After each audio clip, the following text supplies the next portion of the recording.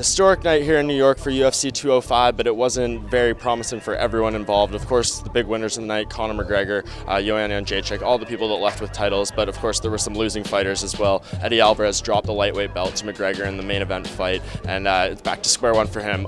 Wasn't able to record a single successful title defense, but he is still one of the best lightweights in the game and is definitely not far from reclaiming an opportunity to fight for the belt once more. I think for Alvarez, he should fight Nate Diaz. That's a fight that's been brewing for a very, very long time. They have a long history going back to when Alvarez beat Diaz's teammate Gilbert Melendez at UFC 188 in Mexico City. That's a fight that definitely has been a long time in the making. UFC could do that at any point. Alvarez will probably want to take a bit of time off after taking a lot of damage from McGregor, but once he comes back, that's a big fight for both those guys. They were both beaten by McGregor in their most recent performances, and that's what you do next for Alvarez coming off this title loss. As far as the co-main event, there was technically no loser in that fight. Stephen Thompson, Tyron Woodley fought to a draw.